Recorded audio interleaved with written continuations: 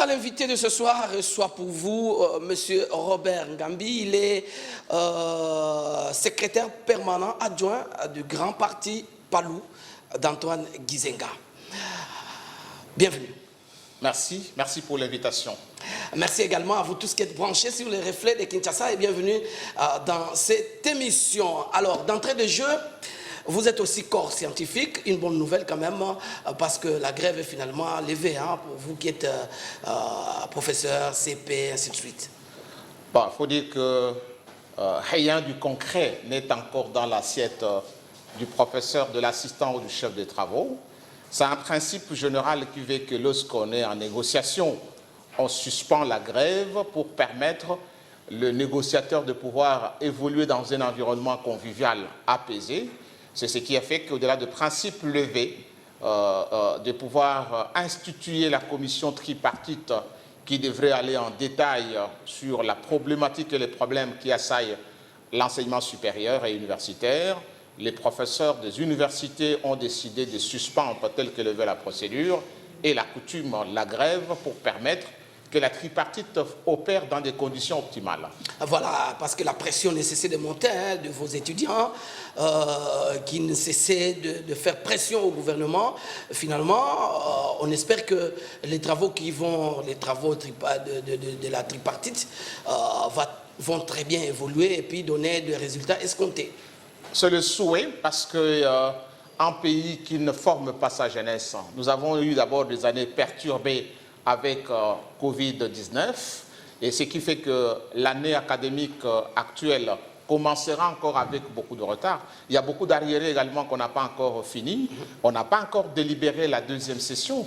Les étudiants qui devraient soutenir leur mémoire de fin de cycle de licence. Ça, c'est l'année académique passée. C'est l'année académique passée qu'on n'a pas encore. 2020-2021. Des arriérés de cette année-là. Donc, il y a encore un retard. Le temps de planifier réellement les enseignements pour que le professeur entre dans les études pour dispenser les cours. Donc on a un retard, c'est que l'année actuelle sera fondamentalement entamée. Et alors, il n'y a plus de temps à perdre, en tout cas, professeur, chef de travaux, administratif, assistant, et même pour les étudiants, en tout cas, on doit vite reprendre le travail de façon efficiente. Avec espoir que du côté de la commission tripartite, il y aura un bon son. S'il y aura une très bonne musique qui sera jouée du côté de la commission tripartite, l'environnement, je pense qu'il va beaucoup plus s'accélérer. Merci beaucoup. C'était quand même une parenthèse, hein, parce que vous êtes aussi un corps scientifique. Parlons du Palou, votre parti. En tout cas, vous êtes secrétaire permanent, adjoint, hein, au sein de ces Palous-là, et qui était quand même frappé d'un deuil. Hein, la fille aînée de patriarche est finalement décédée, a rendu l'établier.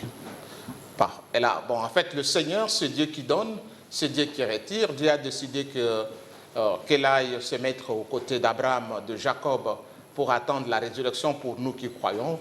Je pense qu'on ne peut pas aller à l'encontre de la décision du Seigneur, mais tout ce que nous pouvons demander, c'est que les anges reçoivent son âme et que son âme repose en paix.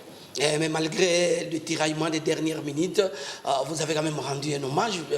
Au-delà de divergences politiques qu'on avait avec elle, c'est une fille biologique du vénérable et immortel patriarche Antoine Gizenga, et donc ça forme la famille.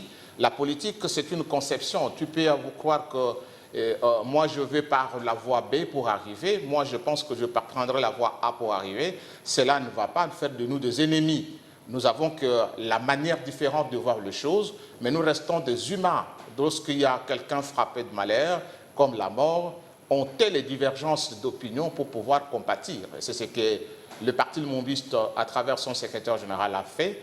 La délégation du Parti Lumbiste, une fille, a été valablement représentée par le secrétaire général adjoint, l'honorable Justin Kilouba, qui a conduit la délégation du Palou.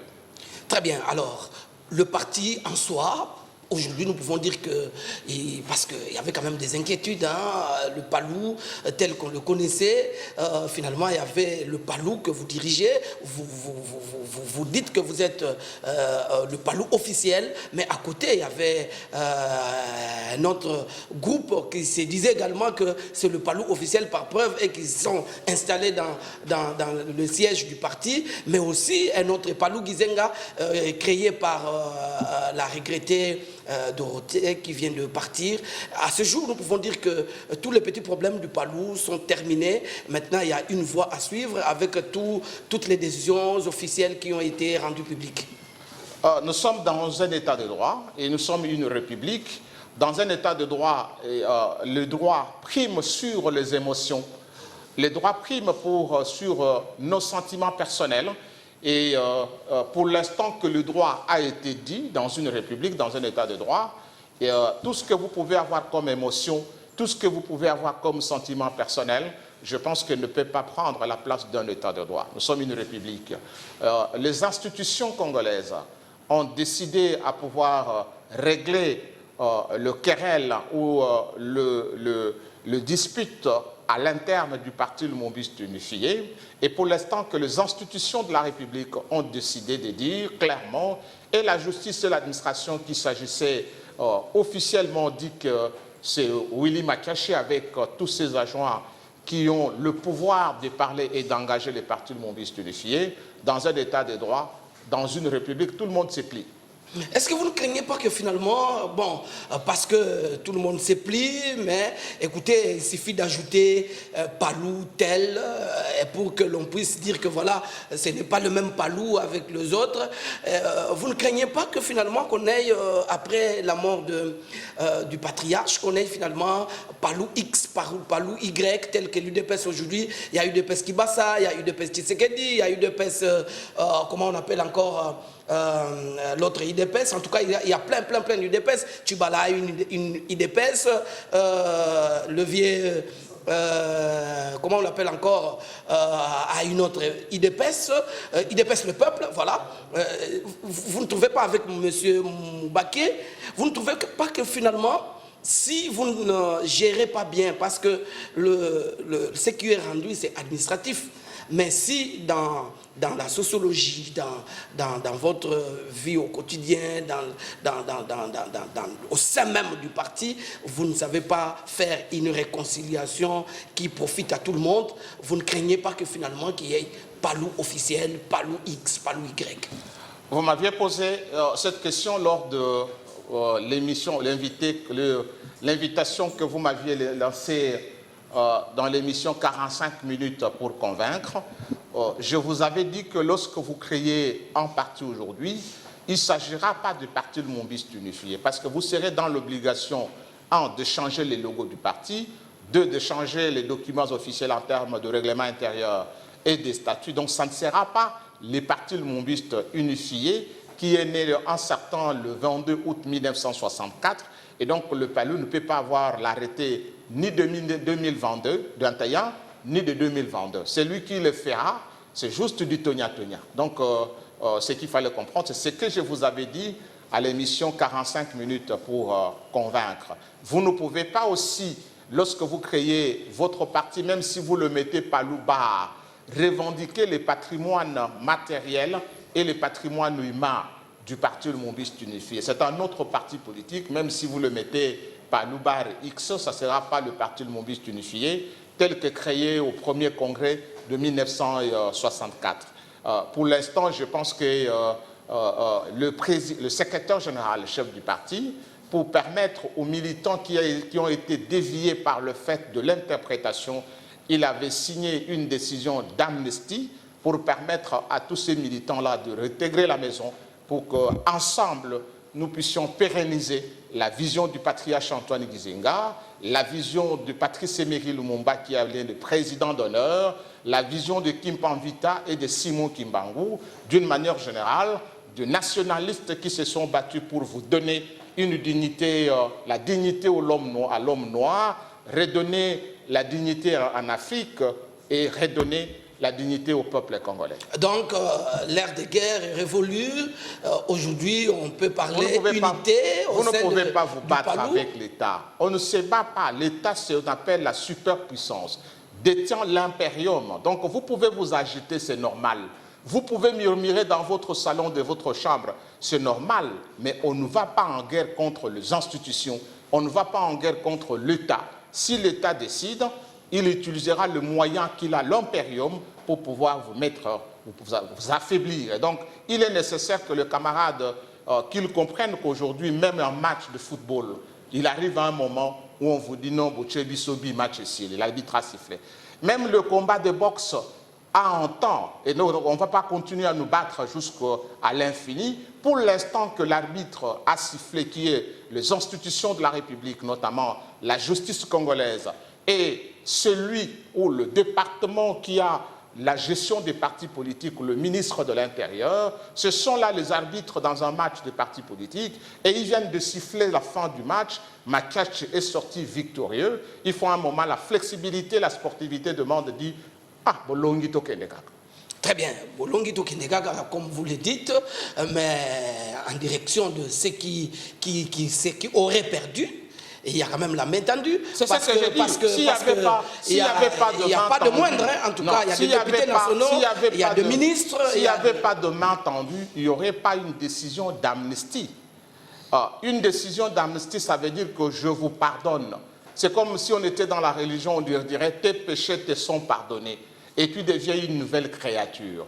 Dans le cadre du parti Lumumbiste unifié, le secrétaire général chef du parti a pris une décision d'amnistie, et cette décision demande aux militants et militantes du parti Lumumbiste unifié, ceux qui ont encore la conviction de dire Lumumba s'est battu pour cette République et que nous devons perpétuer l'idéal, ceux qui ont encore la volonté de dire la passion du Congo, et ceux qui peuvent dire, malgré l'absence physique de Gizenga, nous continuons la lutte pour faire du Congo non plus une forêt vierge dans laquelle règne la jungle, où les gros arbres s'accaparent de toutes les eaux de pluie, mais nous militons pour que le Congo soit un jardin botanique où toutes les plantes ont la même chance d'être arrosées. Telle était la vision du vénérable et immortel patriarche Antoine Gizenga. Et donc tous ces camarades peuvent comprendre que nous ne pouvons pas aller jusqu'à l'infini en train de nous battre. L'arbitre du match a sifflé. Et il est établi que c'est Makache qui est le secrétaire général, chef du parti, mettant fin à une guerre inutile. Revenons, quand même, hein, parce que si j'étais dans le triomphalisme, je n'appellerais pas ces camarades à venir pour que nous constituions et perpétuions la pensée de Lumumba, la pensée de Gizenga, la pensée de Kimpanvita et de Simon Kimbangu qui ont donné du sang, de leur sang, pour que le Congo soit un État et une nation. Très bien. Dans l'histoire des partis politiques dans notre pays, l'opinion citait toujours deux grands partis, des partis de masse.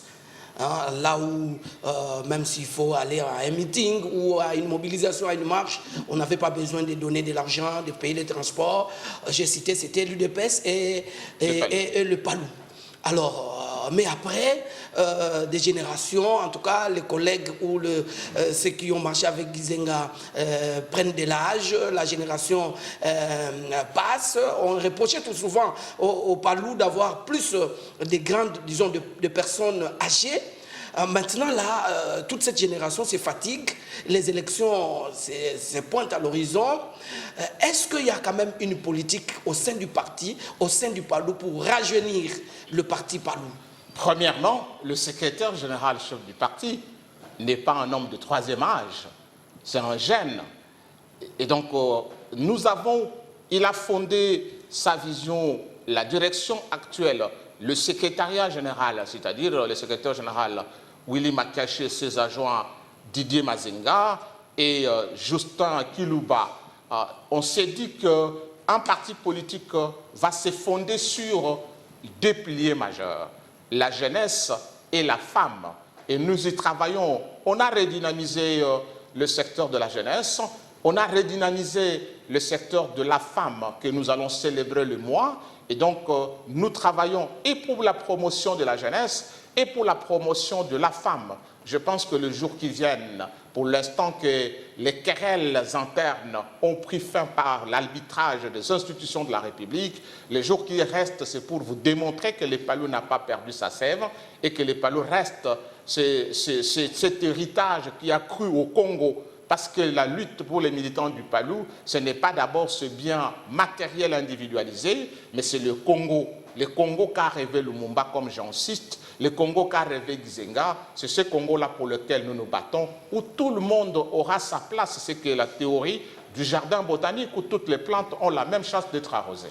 Parlons processus électoral. En tout cas, nous sommes déjà dans une année préélectorale. L'année prochaine, c'est 2023. Est-ce que le Palou affûte ses armes? Oui, mais comme parti politique, je pense que ce que vous avez donné des histoires de Tonya, de Weboe Mobake et tout ça, la grande force se montre par rapport aux résultats électoraux. Et donc, pour tout parti politique, on ne les crée pas. Ce n'est pas un club, ce n'est pas une mutuelle. Mais un parti politique est une machine de conquête du pouvoir. Les partis lumombistes unifiés se préparent pour réellement conquérir le pouvoir. Premièrement, faire élire son candidat à la magistrature suprême. Mais nous avons levé l'option que notre candidat en 2023, il s'appellera Félix Antoine Tshisekedi Tshilombo. C'est celui que nous allons accompagner et donner un second mandat pour pouvoir matérialiser la vision d'un État de droit et matérialiser la vision du peuple d'abord, en transformant cette République, en vous donnant la dignité, mais également la liberté comme gage de toute dignité. Et donc voilà, nous travaillons sur ça et nous travaillons également pour avoir, non pas tout simplement la présidence de la République, mais dans le cadre de tous les partis qui accompagneront le président de la République comme candidat présidentiel, président de la République, obtenir également une majorité parlementaire confortable. Et dans cette majorité parlementaire confortable, les partis lumombistes unifiés travaillent pour avoir un quota aussi confortable. N'est-ce pas là un opportunisme quand même? C'est trop facile pour le Palou. C'était avec Kabila, parce que Kabila était au pouvoir. Je sais qu'il y a eu une négociation après que Gizenga soit sorti 3e lors des élections de 2006. Et après, vous avez cheminé avec Kabila. Kabila n'est plus au pouvoir. Aujourd'hui, c'est Tshisekedi. Vous accrochez à Tshisekedi. N'est-ce pas là un certain opportunisme quand même? Vous avez abandonné celui qui a lutté, qui a cheminé avec vous. J'ai cité le FCC ou le Joseph Kabila. Bon, je voulais d'abord vous dire que Kabila est arrivé avec l'AFDEL en 1997. Quand vous regardez le gouvernement de Laurent Désiré Kabila, il n'y avait pas le Palou. Joseph Kabila prend le pouvoir en 2001, après l'assassinat d'un nationaliste qui s'est révélé être son père. De 2001 jusqu'en 2006, il n'a pas travaillé avec le Palais. Et donc, ce n'est pas de l'opportunisme. La circonstance, la dynamique politique avec le système électoral, élection présidentielle à 2 tours, cette dynamique est due au mode électoral, va faire que nous étions dans l'obligation de créer, de faire des alliances. Cette alliance qu'on a appelée AMP Palou IDEMO avait un mandat de 5 ans. Mais également, camarade Mvumbi, pasteur Mvumbi, il faut que les gens comprennent qu'on n'est pas fidèle à un homme. On doit être fidèle aux valeurs, ce qu'on appelle l'idéologie. Les hommes passent, les institutions restent, les valeurs restent. Joseph Kabila Kabange, la Constitution lui donnait 2 mandats constitutionnels. Et après 2 mandats constitutionnels, comme celui qui aura passé sa carrière dans un poste secrétaire général directeur, vous atteignez l'âge de la retraite. Notre Constitution retraite le président de la République après avoir fait 10 ans de gestion s'il a été réélu pour un second mandat. Et donc, il est l'homme qui se retire. Malheureusement, l'erreur qu'avait fait le FCC, c'est de croire que le pouvoir, nous le cherchons qu'avec Kabila. Je dis l'ANC de Nelson Mandela continue à être au pouvoir aujourd'hui parce qu'il faut comprendre que les hommes passent et il faut instaurer la démocratie. Mandela se retire, il donne en Mbeki. Mbeki se retire, il donne à Jacob Zuma. Jacob Zuma se retire, il donne celui qui aujourd'hui c'est Thabo Mbeki d'abord. Thabo Mbeki, oui. Mandela, quand il se retire, il donne à Thabo Mbeki. Thabo Mbeki se retire, il donne à Zuma. Zuma se retire, il donne à celui qui est actuellement au pouvoir. On l'appelle comment? Mais chez nous, on a cru les caciques qui géraient, qui à un moment ont transformé, ont pris Kabila en otage. il pensait à croire que Kabila reviendrait comme Jésus et qu'il n'est pas moriné que dans un tombe où il ressusciterait pour faire la politique. Or, constitutionnellement... En tout cas, il est déjà annoncé par certains militants comme candidat président. Constitutionnellement, c'est un président retraité. Il a passé son temps de 10 ans d'exercice comme président de la République, sans compter avant la période tumultueuse. Mais aujourd'hui, croire que nous pouvons, FCC ne devrait exister que par la personne de Kabila, c'était une erreur stratégique et une erreur politique qui a coûté cher et dont vous avez surpris que pour la première fois au monde, vous avez connu une révolution, et ce qu'on appelle une révolution parlementaire. Et donc, en nous fondant sur les valeurs qui sont les valeurs de la gauche, je ne vois pas, moi, l'opportunisme lorsque quelqu'un applique une politique de la gauche. Le président de la République installe sa politique sur ce que nous appelons les valeurs de la gauche. Il vous parle de la gratuité de l'enseignement. C'est une valeur de la politique de la gauche. Il vous parle de la protection sociale avec la couverture universelle de la santé. C'est une valeur, une politique de la gauche. Il vous met au centre l'égalité en termes de l'état de droit. C'est une valeur de la gauche. Et donc, lorsque moi je dis Palou, c'est en partie de la gauche. Alors, lorsque quelqu'un est en train d'appliquer les valeurs et l'idéologie en termes d'un programme de la gauche, vous nous demandez de lui faire l'opposition par sentiment ou par opportunisme. Voilà ce qui... Nous ne sommes pas liés aux individus. Très bien, c'est bien. Nous sommes liés aux valeurs. C'est bien entendu. Alors le Palou, quand même, le Palou de Gizenga en 2006, vous ne craignez pas que ce n'est plus le même Palou, hein, parce que regardez vos élus à partir de 2026, pardon, à 2006, vous avez quand même un nombre d'élus. D'ailleurs, le candidat Palou était 3e aux élections, après Bemba, si je ne me trompe pas.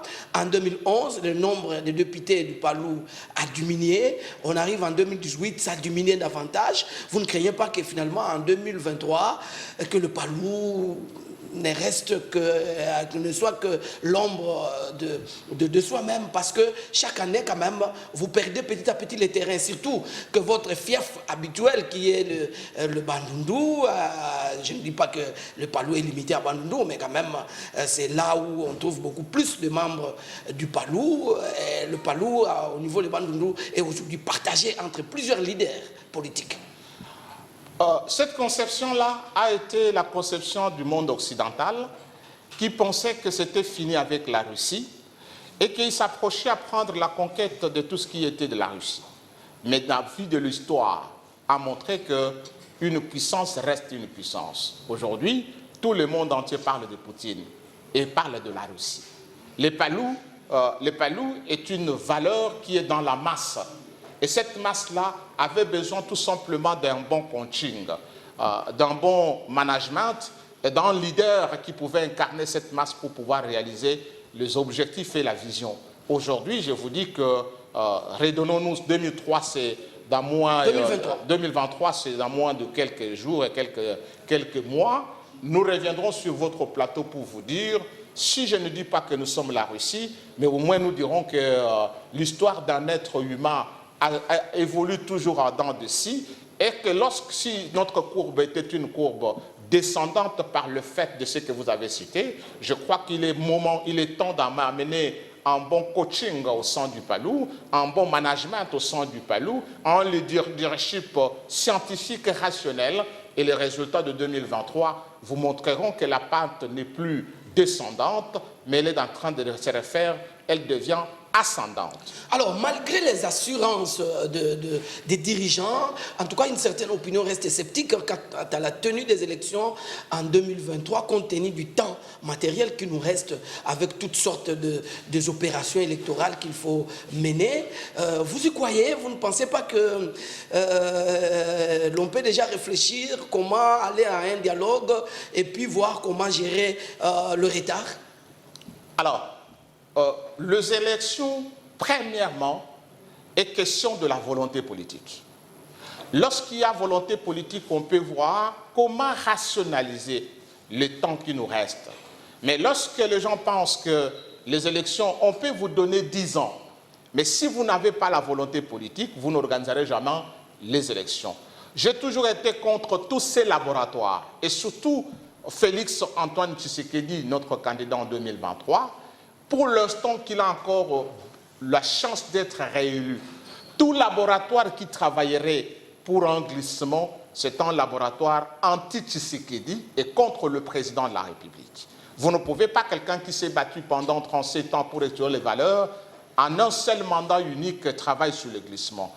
Les périodes de dépassement, ce sont des périodes fragiles et en fait qui entament l'image de celui qui est au pouvoir. Et donc, à l'Union sacrée, je pense que s'il y a un petit groupe qui travaillerait sur cette façon de voir des choses, nous allons aller à l'encontre de cette façon de voir les choses. Alors, il y a quand même le temps qui nous reste, le temps qui reste, si on y met le moyen, si on y met la volonté politique, nous pouvons obtenir les élections, notamment avec des réformes qu'il faut déjà que... Justement, qu'est-ce que le PALU pense? Quelles sont les réformes nécessaires qu'il faut apporter? De la rentrée parlementaire du 15 mars, le Parlement doit prendre en charge la question des réformes électorales. La première réforme électorale que le PALU pense, c'est qu'il faut revoir la loi sur la décentralisation, il faut revoir la loi sur le parti politique, il faut revoir la question du seuil au niveau national, il faut revoir la question des preuves que le candidat doit amener pour pouvoir justifier son élection. Je commence par là. Le Parti lumumbiste unifié pense que si le débat est ailleurs, mais le débat dans une démocratie, surtout à ce qui concerne le parti politique, le débat c'est comment garantir la traçabilité du résultat issu du bureau du vote jusqu'à être le résultat programmé. Et le Parti lumumbiste unifié pense qu'on doit donner aux partis politiques 3 documents comme preuve. Premier document... rapidement, parce que nous sommes déjà à la fin de l'émission. Premier document, il faut que le bureau de vote de dépouillement qui donne les procès-verbal, le centre local de compilation de résultats doit donner également aux partis politiques la fiche de compilation de résultats et il faut instituer un centre national de centralisation de résultats avec accréditation de témoins et observateurs et chaque parti doit obtenir à la fin de la centralisation la fiche de centralisation de résultats. Alors très bien, nous pensons que il y a plusieurs réformes. On va créer notre émission quand même pour parler fondamentalement de réformes parce que nous avons le mode magique de l'élection du gouverneur parce qu'il y a ceux qui pensent que le gouverneur devrait être élu au suffrage universel direct. Le PALU pense que un parlement comme le parlement provincial devrait fonctionner comme tout parlement. Un parlement a 2 composantes, la majorité et l'opposition.